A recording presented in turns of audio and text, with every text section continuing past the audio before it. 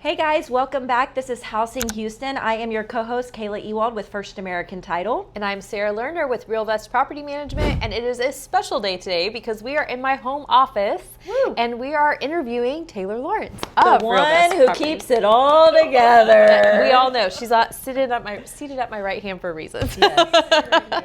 She is my right hand. So welcome. Thank you for joining us today. Thanks for having me. Did you know what you were getting into when Sarah's like, hey, will you be on the podcast? Popped up on my calendar. She literally goes, Stop. "Hey, am I babysitting for you while you record the podcast?" I was like, "Oh no, you're on it. You're on it. You are the special guest, Taylor Laurence, everybody. Property management. Taylor, I know we didn't rehearse this question, so I'm putting you on the spot, but tell us, I know you dreamed as a small child to be a property manager. Right. So tell us your career background and how you landed here. My education is in math and finance. She's smart. This was never the plan. I wanted to be an actuary, actually, and work in insurance. But that didn't pan out and ended up being kind of miserable trying to get there. So just kind of finished my degree not knowing where I was going. And then somebody, like a friend of a friend, was like, hey, I know somebody who really needs help. That was me.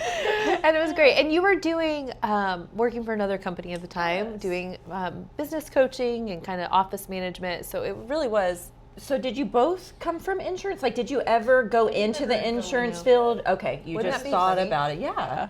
I was doing like the tests and stuff and was like, oh, actually, I hate this. Yes. So funny story, my husband did the same thing. He thought he was going to go No into way. actuary, and then he got to the test taking. It's why there are so few actuaries in the world, because you get there and you're like, oh, actually, no. Seemed like a good idea. Which now, Enneagram 1, Yes. he is too. So that makes a lot of sense. Y'all would get along really well. Enneagram 1, perfectionist. Yes. Like they thrive on process, and that's what she brings to property management. So I'm going to dive into property management questions. Yes. Or- How long have you been with Sarah now? Almost 5 years. yeah. Gosh. Hopefully a lot longer. So We met at a coffee shop and she said, do you think you could just come back to my house now? would you like to start Are now? you ready? Are you ready?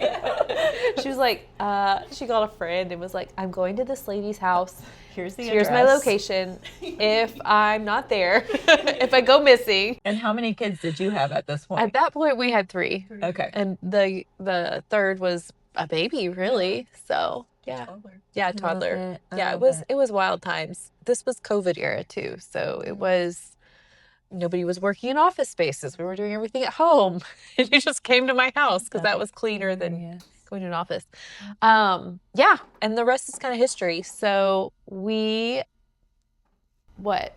tell about what a day in the life that you do now is.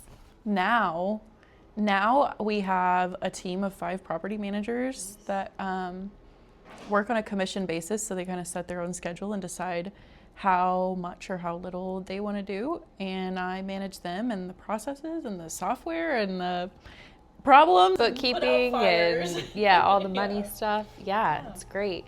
So tell us, I'm going to pretend like I don't know property management. What is a property manager? Like, what is the point?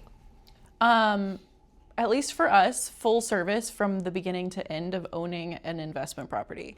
So from the day that you're buying it, we can step in, we can help you find it and buy it, but step in, set it up to be a good rental from inside out, get it listed on the market, find a tenant and get them moved in, and then manage all of the maintenance and rent collection in the meantime.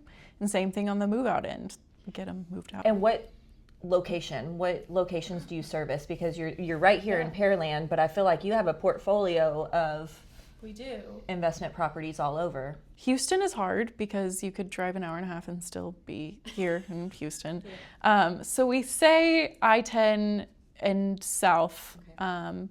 We do have a few exceptions to that, but For the people we really like. Right. Mostly south of I-10, going all the way down to Galveston, really. And the thing we say in property management is it really takes 3 different things to make it a good process. So you need a good property, We want a good owner, and then we want to find a good resident for it. And if you have a chink in any one of those three things, it's really rough. So sometimes when we have a really great property and a really great owner, we'll look over a little bit longer drive time because it's worth it. Right. And you handle all of it, even getting the tenant in the property. Yep. So what does that look like? We invest in state-of-the-art screening technology to make sure that we are catching everything. Fraud is really easy nowadays with AI and all of the new things you can do on the internet now. So we screen them, we meet them, we make sure that they're the right person, and then get them all set up with a lease and moved into the property. We always do a tenant orientation too, because a lot of times people come from apartment complexes where all you have to do is call up the maintenance guy or the front office and they'll change your light bulb or open your air vent or fix all your problems. So we do an orientation with them to help them understand what it's like living in a single family home and the new responsibilities that you have that you might not have had previously. I love that. And then how long do they sign with you guys? 6 months, a year? What does the leasing program look like? Thank you. Yeah. Thank you. Great question. We shoot for 12-month leases. In really special circumstances, we'll go shorter. But the goal is 12 months. The longest we've gone has been 3, maybe we did a 5-year one time. Wow. 3 years is pushing it because you are limiting yourself to, okay, we're gonna love this tenant for 3 years, or we're not gonna raise. You can build in rent increases already ahead of time, but you don't know what the market's gonna do. Okay. You don't know where it's gonna go. So we try to limit to 2 years if it's a really great tenant or a house that we think we might struggle with renting in the future, or for a special circumstance. I love that because every situation is different in this industry. You have people that are different, the houses that are different, so you really want to take it all in and say, okay, here's what we can do for you. Here's your portfolio that we can kind of maneuver around. And I love that because just different people need different things, and good for y'all for... You're exactly right. And especially right now, we're having to get more creative with our owners. As the real estate sales market has slowed down, we have people who haven't been able to sell, and so they call us and go, okay, if I can't sell, what are my options renting? And by the way, my plan is to sell in 3 years, or there's a tax implication if you rent it out longer than really 3 years after living there, where you may end up paying capital gains. So we want to make sure they're educated on all of that on the front end, so that, you know, we're not going to sign a 5-year lease on that property. You know, it's a really... Do you guys feel like it's hard to find tenants right now in this market? Like, from a market standpoint, we know that it's a buyer's market. We know that these listings are sitting, and so therefore they might need to get a tenant in their house. But what does that look like? Are people more likely to rent than purchase another property? It has still been slow. Okay. Typically, if people are slower to buy, we see like an uptick in renting, but it's kind of felt like nobody's moving at all. They can't afford it still with even the rent. I mean, NAR came out and said there's actually been an uptick in multi-generational housing. So we're seeing families combine the resources to afford it. Yeah. One thing that we try and be mindful of is the entry, you know, barriers to entry, even in a rent house, because really, like, there are some sales programs where, you know, with 3% down and seller's concessions, they could end up putting less down to get into a home they own than a rental, if, you know, depending on the situation. So we try and stay competitive and mindful of that. Of course, we also know that renting is just makes more sense for a lot of people. They don't want the headache of maintenance. They don't want taxes to go up. They don't want to think about just all the things that you think about as a homeowner. And so that's kind of where we come in and make sure that they have a home, a good experience living in a home without maybe the headaches. NAR also just came out probably on the same time that said the first time home buyer average age is now 40. Yes. So people are either the multi-generational Yes. or they're renting up until 40 years old. So that just came out this past week. And I thought that was just mind blowing. It is. It's really interesting to see what's going to happen long term with a whole generation of people, arguably, that don't own property. As we see, their parents retiring, and there's going to be some inheritances. I think we see a handful of that. We have people who, mom and dad passed away. Me and my siblings own this house. What do we do with it? Should we sell it? Can we rent it? Yeah, like what long-term wealth implications are there going to be for this whole class of people that doesn't own property? And that's really kind of our passion here, is we say anyone can be a real estate investor. If you're a home buyer, you're a real estate investor. And then we want to help people take it to the next level and think of it as a business where they can capitalize on an asset that they own and have income. I know one of the things that I heard early on when we started investing in real estate was, where else can you get an asset where someone is paying you $1,500 a month? Someone else is paying into your savings account $1,500 a month. And it's like, nowhere. So that kind of turned me on to thinking about like, oh, this could be a great way to save for college, or this could be a great way, to add to our retirement portfolio. I'm not saying put everything in real estate, but I think it's a pretty good asset class to dabble in a little bit, have one or two. Well, and that's the benefit of property management. And I know I'm on my soapbox and I'm going to let you talk again, but it's just, I think that's where we come in, is we don't need our owners to know everything about it. We're here to guide them, not just through the property management and taking care of it, but we really like to think that we're here to help you with your wealth building strategy as a whole asset management. Like when we're talking, it's a conversation about what are your goals, how can we help you get there? And we even have owners that we coach on, hey, maybe it makes sense to sell in this location, and let's do a 1031 exchange into something that makes a little bit more sense for what your goals are. Well, and that education is one of our value propositions, as we've seen over the last few years, a huge shift from intentional real estate investors to so many accidental landlords, or what we call accidental landlords, where either they've inherited a house from a family member, or they had to move for work and now they have this house that it doesn't make sense to sell because they have a 2% interest rate or something.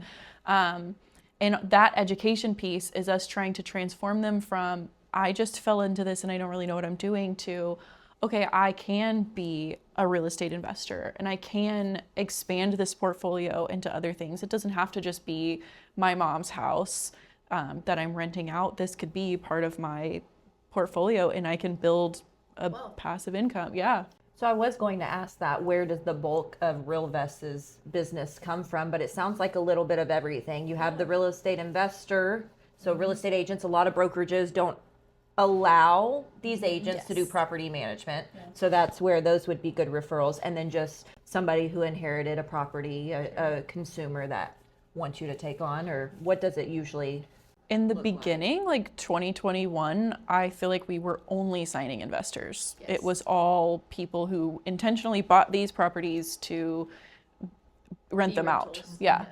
This year, I don't know that we've signed, maybe a handful. Yeah. Most of them have been people who inherited a house or had to move, or it just fell into their laps. They didn't intend to be here, but here they are. So do they hear about you guys like word of mouth or by real estate agents that like? Yeah, real estate agents are probably our biggest referral network because, like you said, so many brokerages don't allow it. It is the most litigated area of real estate. So I think that a lot of brokerages aren't willing to take on the risk. So those agents become our biggest referral partners Tell them what we do for agents that send us business. Yeah. For agents that send us business, they will always maintain the lead on the buy-sell side. If the owner wants to sell, we send them back, or if they want to buy another property, we send them back. If they brought us the house vacant and it needs to be listed for rent, we do share that commission with them and offer a split on the front side whenever we list and lease the house. You talked a little bit about what you guys provide to real estate agents that give you referrals, okay? And you talked about what happens on the front end with referrals and how they can get compensated. So I also want to bring into the front end of maybe leasing in general, the security deposit. We hear a lot of back and forth about security deposits, who actually owns the deposit, who gets it, where it comes from. Can you give us more insight about those? So there are laws, like the Texas Property Code tells us, even for self-managing landlords, where that security deposit is supposed to be, what's supposed to happen to it. So as a property management firm, the way that we handle them, there are laws about them needing to be in trust. So they have to be held in a trust account, separate from any other money that it can't be spent. It needs to be held in trust for the entirety of the lease. So with us, we as the property management company hold that money. It doesn't get sent to the landlord. We hold it in a trust account together with other security deposits, and that account does not get touched, except at move-in and at move-out. When onboarding owners, that tends to be one of our biggest questions, because they are used to, as self-managing landlords, getting to keep that money or use it for repairs or renovations. Are we saying repairs or renovations? Yeah, it's against the law, but they'll do it anyways. Yeah, right. yeah. Yes. At dinner. Yeah, at dinner. We're going to repair this cocktail. Right. Just kidding. It's fine. Okay. So that is one of the big touch points we usually try to talk about in our sales process, because it can be a point of contention or a point of confusion in not being able to get that money when the lease starts. So yeah, it does have to be held in trust. So what are some reasons why you would get it out before the lease ends? None. Never. Never. So you put it in there as soon as you sign the lease and you get it out at the end. The only time we've ever touched it mid-lease, This is what I want to hear about. There was one time. is we signed a tenant who had some credit issues up front. We signed them on with a triple security deposit, meaning their security deposit was equal to 3 times the monthly rent, which when you're talking about people bringing money to closing versus getting into a rental, that's a pretty substantial cost. Yes. But we made an agreement with them that at renewal, we could rerun their credit, see where they landed, and give them back part of that, not the whole thing, part of that security deposit if they came back after a year, the second time I around. love that. That's another way that you guys are helping situations and clients. Yes. So, Well, because a lot of places they'll say, oh, your credit isn't good. It's a hard no. And you want to talk about like our approach at that. So we do have pretty strict tenant selection criteria. And it's posted on our website. It's out there for the world to see. But we are willing to work with people if they're lacking on something. We have our non-negotiables, we have our automatic disqualifiers, but if what we're looking at is they've had some credit issues, especially when we're talking about COVID, there were a lot of people who had some pretty big credit hits around COVID. We are willing to do a multiplier of the security deposit. Generally, it's just a double security deposit to mitigate some of that risk. As long as we don't have multiple red flags. If we've just got something that, okay, this one thing happened and it caused part of one of our numbers somewhere to drop below the requirements, then we'll do a double security Because deposit. we can see, we don't just get the credit score, where some background checks are going to say your credit score is 600. We're looking at the entire credit report to say, oh, it's because you deferred on this payment. Or when that happened a lot with student loans, people didn't realize that their loans were out of deferment. Missed payments, credit score goes down 50 points. And they didn't even know. We're like, oh, we have bad news. Like, I didn't even know I was supposed to be paying Exactly. And that's hard. hard. Yeah. And Sometimes so it's not intentional. absolutely. life And so just- it's like, right. life Or is medical lifing. bills or just things that, come up that we can work with. So dumb question. no question. such thing. Who do you go through to pull credit? Do you team up? Because I'm thinking credit repair company or lender, or do you just have a different resource that you use to pull credit? We do. We use a screening software called Boom, Okay. but it has our full application on it. So it has the original application where you're entering all of your information and answering a few yes or no questions, like am I going to smoke in the property or have a waterbed or Is that a question? That's a question. Waterbed a question? Listen, Because something they pop went and wrong. they flood? Yes.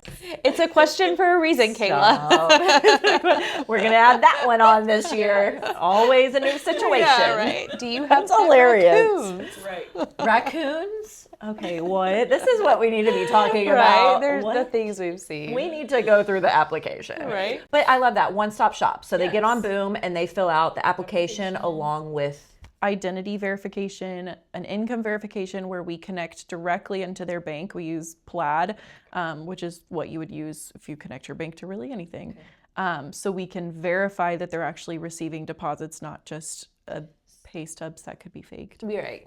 So we want to see the money hit the bank. And is it matching what you told us you were getting? And that's a huge value right there. Yeah. We've been able to save some Yes. situations. I'm intrigued. Yeah.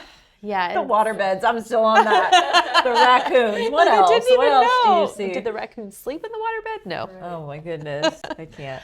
But then we also pull the credit report. We pull a housing history report, which will pull any like civil housing cases that have been filed against them, like evictions. And then their criminal report, and we pull nationally and county. So if and when you decline an application or a tenant, who makes that phone call and what does that look like? So the way that our company is set up is that each property manager runs their portfolio, and they are the beginning and end to all of that. So There's a good cop, bad cop, and everything, And everything in in between. Yeah. Got it. Well, we like it that way because you have one point of contact. So Absolutely. you're not getting one. When we started out and it was the two of us, they'd be like, well, Sarah said, well, Taylor said, and we'd be like, did you, what? Why would you say Put everything in writing from here on exactly. out. And so I'm like, it's- when in doubt, write an email, But it's please. nice that if they're only talking to Scott or whatever, then Scott's like, no, I didn't say that. They're not, yeah. Yeah, okay, Yeah. that makes sense. So they'll get that communication from their property manager, and then we also send an official adverse action letter telling them exactly why they're being denied. I do have a lot of questions. I didn't Yeah, realize I was come going to have so many on. questions. This She's is going to go buy a really rent good. house after this. So you said 5 property managers. Yes. Okay, you oversee them. Yep. Okay. How do you determine what property goes to which property manager? So first of all, they're not all the same. Some of them, we have one who her bread and butter is buying and selling. She does this on the side, while everybody else does property management and then does buying and selling on the side. So she prefers her portfolio to be smaller. She doesn't want me to be sending her leads right and left. So I try to keep her number at a solid state. If somebody sells, I'll give her another one.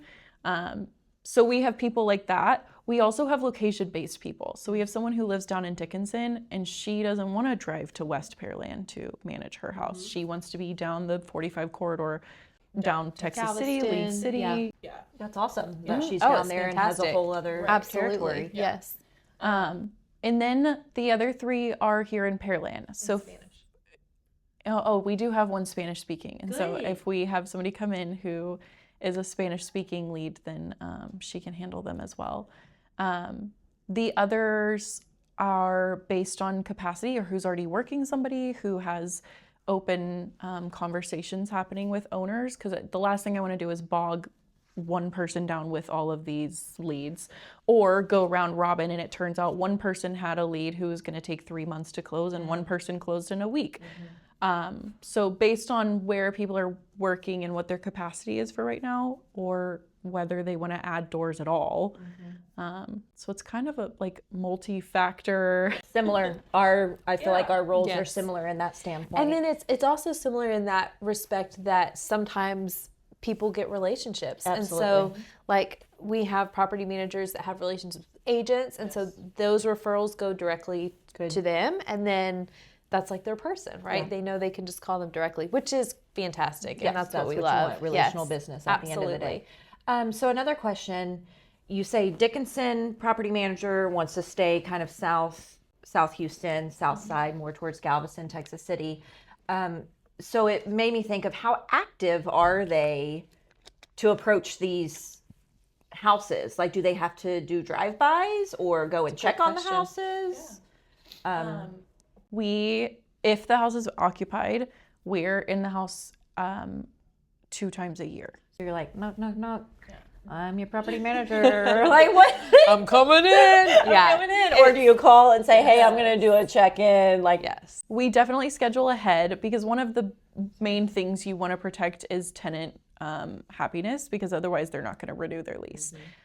So we try to respect their space and make them feel like this is your house. This is your home, that we're not going to disrespect you in your space. So we do schedule ahead with them, but we go in and make sure there aren't any maintenance issues that need to be addressed, or What's the condition? Oh, you have a dog. You did not tell us you had a dog. That is good to know. Or no, you mean raccoons. yeah, or raccoons. Raccoons. Yeah. Or the AC, Or or all of that's it. a leak, or some people don't want to maybe approach you guys with this. So twice a year is the goal, minimum. Yeah, and What's the max that we've seen? Maybe we should talk about how we have different pricing plans. And I will say, on our lowest pricing tier, we are not in the house twice a year. that's a good point. Yeah. Well, we can be, but it's a la carte. So. Okay. That answers my question. And I'm sorry, I have so many questions. So No, take it if I love you need it. to. Absolutely. But, so I feel like in our industry, a lot of people see you guys, and I'm just saying, say it. Okay, We know. Call it you out. already know. We already know. A lot of people just see you guys as like, You're not adding value. We're the weird people. Like, what, you just pay the bills. Is you that what just you're pay the gonna say? bills. Yeah. Yeah. You just pay the Like, bills. what but value I think do you add? Yeah. just after talking with you today, and we have a good relationship, so I know what the truth is, but you are way more than that. So would you like to comment on maybe people just thinking that you just pay the bills? Yeah. Well, we do a lot more than pay the bills. Property management is a full-time job if you've got more than a handful of doors. Like I said at the beginning, we're full service from beginning to end. Our preference in what we try to offer to everyone is we're taking the whole thing off of your plate. We don't want you to be having to think about it or stress about it at all. You're getting your statement once a month along with your money in your bank account. And at the end of the year, you send your statements off to your CPA, and that is the extent of you having to touch that property at all. So as long as that goes well and we have the trust between us and our owners, and we're able to maintain that trust, then things go really well and we're able to handle it from beginning to end. We do start to see stress on both ends from the property manager and the owner whenever there are like heads butting. Mainly if we've got, and this goes back to the education piece, if we've got people coming in that are used to self-managing, they've self-managed for years, and this is the first time they've hired a property manager, they're used to having full, total control over everything. So them having somebody else make the decisions and not giving them all of the information up front, like we don't typically share tenant information with our owners. At the same time, we don't share owner information with the tenant. We're trying to protect either. There's probably a law for that as well. Not really. Okay, not yet. Yeah, anyway. right. Yeah. Not in Texas. Not in Texas. But we don't want the tenants to be calling the owners. That's why we're here. And we don't want the owners to feel like in their panic at 2 a.m. that they should be calling the tenants. So they we call want you them at 2 a.m.? Yeah. Yeah, Absolutely. Yeah. Okay. And then you're like, please call Scott. He is your property manager. Exactly. Do not call the Exactly. office. Call Yeah. Jay, and she will help you out. Jay's on her way. Jay's on her way at 3 a.m. Okay. Yeah. No, but that's exactly right. I mean, our best owner is someone that has that trust and relationship with us. And there are things, I mean, obviously liability too, right? Like if an owner wants to go into a house and say, oh, well, I always fixed the dishwasher there. And I know that if I stand on my head and twist it 3 times that it'll, because these are people who've lived in this home, right? And so they know the quirks of the home. I know how to kick it just right and it'll start back up. And it's like, we can't let you do that, and so that is sometimes a difficult conversation. All I need to do is dump a gallon of bleach down the kitchen sink once a week, and then that it'll be fine. No. With the sewage backing up in the laundry room, I think we might actually need to perform a repair on this house. We're gonna need a good for me. well, because really at the end of the day, and this is what we want our owners to understand, it's not a, hey, we want to drive up costs, we want to bring contractors out. It's, we want to do this by the book because it protects your interest in the home and it protects the tenant.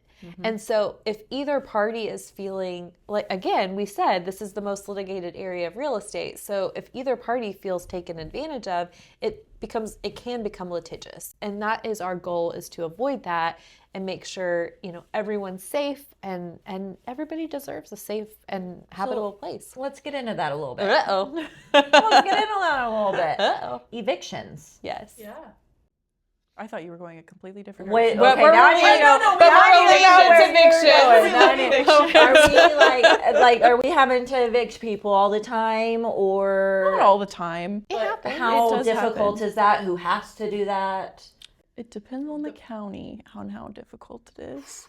Brazoria County is amazing. We love living in Brazoria County. Yes. Harris County is huge and not as easy. To be fair, there are a lot more courts there. There are a lot more people there. But the property managers handle, like I said, they're the beginning and the end. They go to court. Well, as long as it's in the JP court. If it gets escalated to a higher court, then the owner has to represent themselves, or we have to retain an attorney.